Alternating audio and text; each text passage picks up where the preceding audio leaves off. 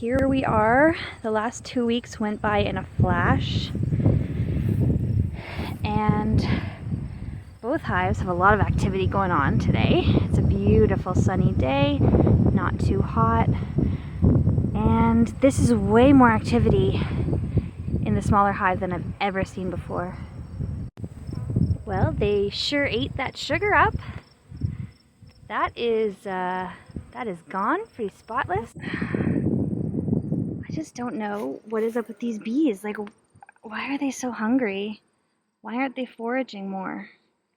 They have filled maybe half a frame of honey in 2 weeks. I'm really disappointed at what I've found. I really wanted to see that they had gotten a lot stronger and done a lot more collective honey. So, I mean, I could continue to feed them, or I could throw in the towel and destroy the queen and combine the two hives.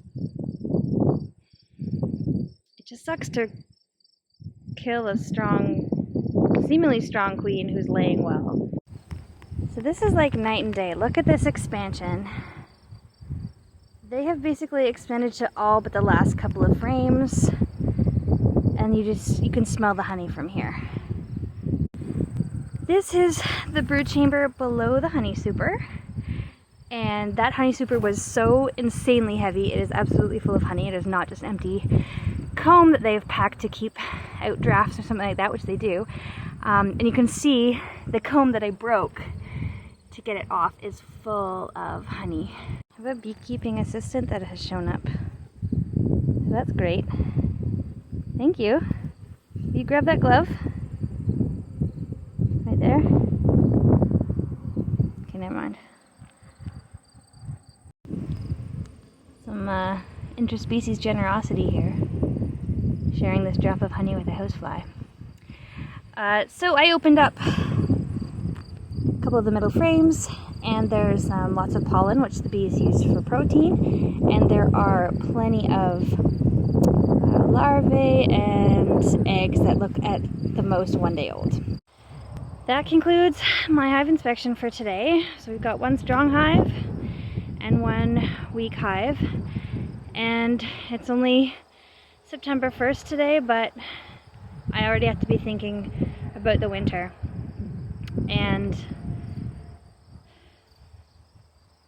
I'm gonna do a little bit of thinking and maybe some liaising with other beekeepers on the situation, but I think the consensus is gonna be that putting these two hives together is the best chance of survival for the most number of bees, as hard a decision as that is to make. Good morning. It's a bright and beautiful day, and I am at the hives. And this is a pretty big project today. We are combining the two hives. And this is to give the weaker hive the best chance of surviving over the winter, and it also boosts the chances of the stronger hive surviving over the winter. Just more bees means a warmer hive. The first step is going to be locating the queen of the weaker hive. Originally I thought I was going to have to squish her because you can't have two queens. They will fight and there's a chance they could both die, and I don't want that. So I'm going to be locating her and putting her in this little homemade queen cage that I made last night, and giving her to someone who needs her. I put the word out on Facebook that I have a well-laying young queen who is going to be displaced when I combine hives, and this guy reached out to me, lives about an hour north, and he needs a queen, and it's hard to find at this time of year. Okay, the queen is captured. They did not like that. They did sting me, and I did feel it through my clothes, and it hurt. Now, I have to put these hives together. And the way I'm going to do that is, the instructions I read were to have the strong hive on the bottom, separated by a piece of newspaper that's been pierced with a nail a few times so that the bees can smell each other through there and get used to each other's smell, and over the course of a week they'll chew through the paper and they'll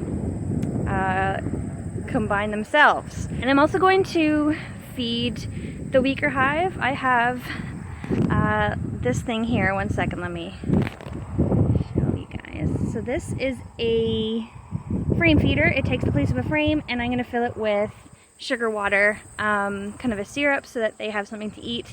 This is the inside of the frame feeder. So there's two little plastic ladder things that will go down into the feeder, which is going to be full of sugar water. And these little elastic loop things.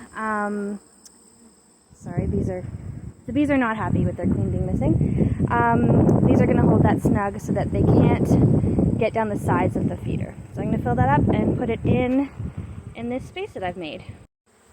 Okay, we have a single combined colony here. Well, two colonies combined into one. It's a honey super on top. That's the old bottom board, which I'm going to leave for now because there is some sweet stuff on there for them to clean up.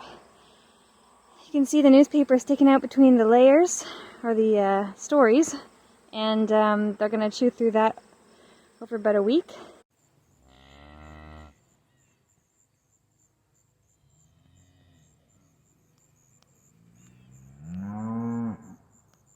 This is the second feeding. It is October 6th today. It's the second time I'm feeding my bees. It's been pretty warm, but there's just not a lot blooming at this point in the year, so I want to make sure that they're getting enough to eat.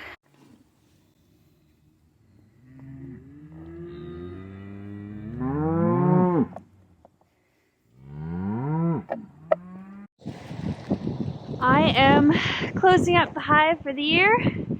It is really cold and snowy and windy, and it's been a really wet October, November. The beehive is very quiet, and it made me nervous at first how quiet it was. But then when I started wrapping up the hive, some bees came out and they were like, "What you doing?" And now I can feel the vibration when I put my hand on the hive. So they're in there, and hopefully they're gonna do okay this winter. We'll see. I'll show you what the hive looks like. This is the last visit for a while, and I have been completely disorganized around getting my videos up. So you'll see kind of September to November, one after the other. See how I've handled the end of the bee season and how they've handled it. And yeah, I'll show you what the hive looks like now. There it is, all wrapped up for winter, all cozy. That's where the other hive used to be, and where another one will be next year. Hopefully these bees come through. See you in the spring, bees.